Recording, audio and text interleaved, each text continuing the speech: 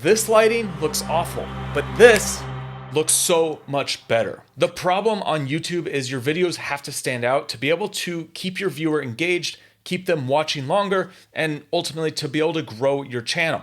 You're competing against a bunch of creators on this platform who have professional looking lighting. The quality has gone up on YouTube, and you're not going to be able to get away with just a webcam and no lighting whatsoever. So I've come up with a simple 5-step method where you can go into any situation in any room and be able to figure out how to set up the lights to be able to get this professional look for your videos. And the best part is you don't need some big studio to make this happen. You don't need expensive lighting.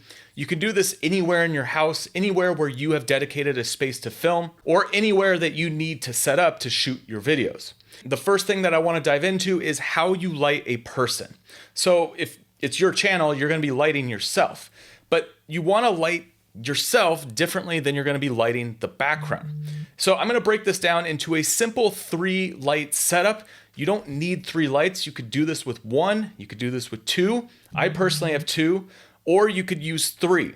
And the first part is you need a key light, and that's your main source. So right here, this is my key light. This light fills in my face to give myself the proper exposure so it looks good on camera. Now, you can angle this light in different ways. Right now, my light for this setup is at a 45-degree angle, this direction. What you can do is bring this light closer to right behind camera, so that's going to give you a flat look where more of your face is filled in.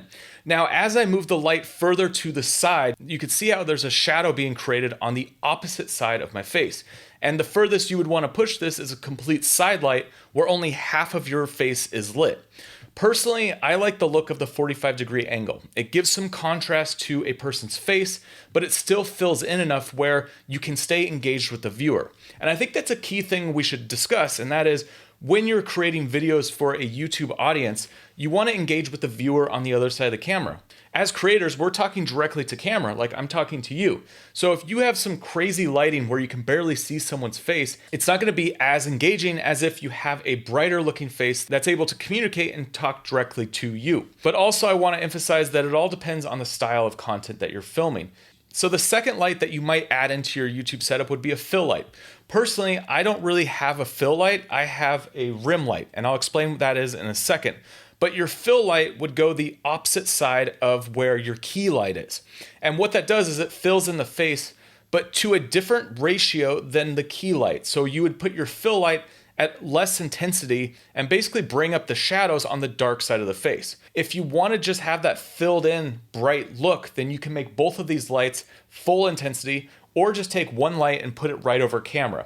And that's the kind of look you get from like a ring light or just some sort of very soft looking light that fills in all of the face. I don't personally like this look. I do like having some contrast on the face. And if you want your videos to have that pop, then having a little bit of contrast will definitely help. Now, the third light you want to think about when you're lighting yourself is a rim light or a hair light. Oftentimes, this is going to be put behind you to be able to create separation from you and the background. Now, I have a light back here. It's at like a back 45-degree angle. It's right on the edge of frame. So here's my edge of frame, and this is my light. This light creates separation from your background and also just gives you a little pop of light on the edges. So you could do this to either side from behind, or if you want to do a full rim light for like the entirety of your body, you could put it above, out of frame, looking down. And that will give you more of a hair light on your head and a little bit on the shoulders. So depending on your gear or situation, you might find it easier to put it off to the sides or even down below on the ground pointed up. The key with this light is to make you pop off of the background and give you that little bit of an edge. Now, a couple other things before we move on to the background. One is that you're going to want to use soft light when you're lighting a face. So this light here is an aperture 120D, and I have a softbox on the front of it because the light will have a nice roll off from the bright parts to the dark side of your face. So this is the look with the softbox taken off, and you can see there is much more defined edges on any of the shadows. Typically, this gives you a much harsher look. And there might be some situations where you want some really strong contrast, but when we're creating YouTube videos, we want to be inviting. We want to engage with the audience on the other side of the camera. So softer light is going to look much better. So for your key light and potentially your fill light, you're going to want to use soft lights, but your rim light, that could be either a soft or a hard light. You just have to play around with it and see what looks better for you. So for my setup here, I have a softbox at a 45-degree angle for my face, and then I have my rim light at the complete opposite 45-degree angle. So this is acting as both kind of a rim and a little bit of a fill. And that's what I found looks best for this situation. Now let's talk about the background. So you want to be able to control your light so that this light for you is not spilling on and creating shadows and filling in the background. You want to light the background independently of you, because when you do that, you're going to have more control and you're going to be able to create a better look, because you can independently change the lighting depending on the situation. So if you need the background to go up, well, it's not going to affect you on camera, and vice versa. If you need your face a little bit brighter, when you kick up this, you don't want it also illuminating the background. You want to work with these in two different pools of light. And that's a key thing. You want to have your ratio set up properly. So in this first example, when I had the windows open, you could see that there's just way too much light coming in the background. The background was super bright. The foreground had no light whatsoever. You want to make sure that your ratio makes sense so that the lighting in the background is similar to the lighting in the foreground, and you want to be able to tweak this. So sometimes you might want the foreground looking a little bit brighter and the background looking a little bit darker. It just depends on how you want your footage to look. But ideally, you want to have the ratio be pretty close so that your lighting looks like it's working together. So the first step when you're doing your lighting for your background is controlling outside lighting. So if you have windows in the room that you're filming in, you're going to want to be able to control that by either blacking them out entirely or using curtains and only letting a little bit of light come into the room. So for my space here, I have two doors and a window.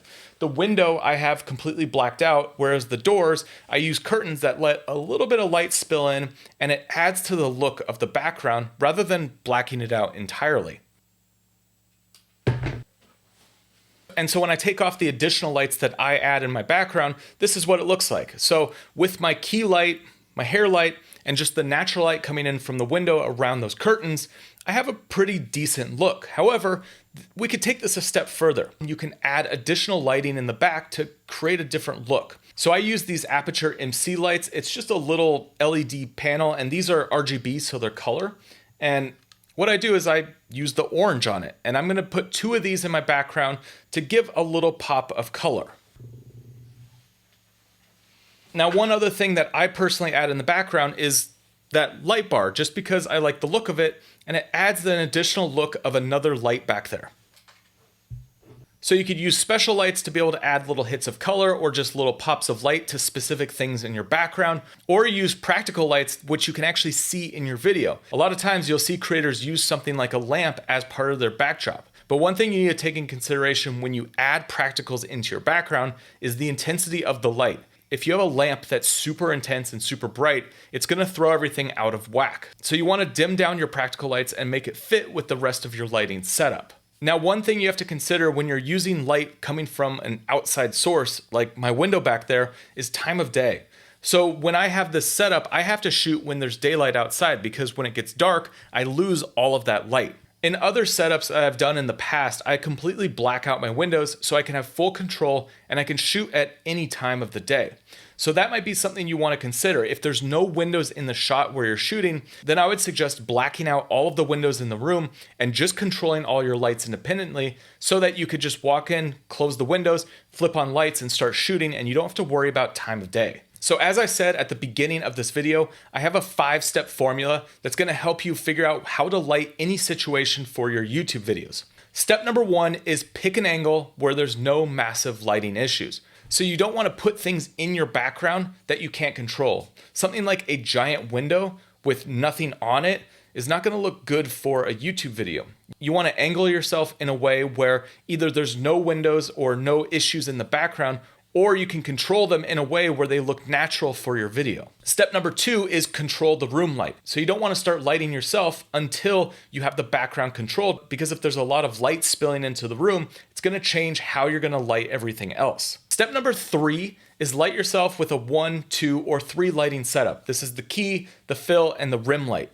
I would start with your key light, find the best angle that gives you the kind of contrast you want on your face, add in a fill light if you just want it to be a little bit brighter, and then add the rim light to give yourself separation from the background. Now, step 4 is light your background element. So if you want to add some hits of color or you want to light up specific things in the background, try to add a few individual lights to be able to sculpt the background look. If you just have one big light washing your background, it's not necessarily going to look as good as if you had a few smaller lights hitting specific elements in the background. I've always found that using a few lights and lighting up different portions of your background is going to look better rather than using just one big light to fill your entire background. Now also think about, is there any lights that you want to add that will actually be visible when you're shooting your video? And then step 5 is adjust the ratio. So if you're brighter than your background, you'll either want to bring up your background lighting or bring down the lighting that's on you. You want to make sure that there's a good ratio from foreground to background so everything looks natural and there's nothing that's really out of place. I'll include a link down below in the description that links to all the lights that I use for my setup. However, there's so many options on the market. The key is making sure that you are lit well, that your face is illuminated properly, and that your background has a nice look to it so it's not distracting for the viewer. And next, I highly suggest you check out this video right here. It goes through some of the biggest mistakes that you're going to want to avoid as a creator. All right, I'll see you on the next one.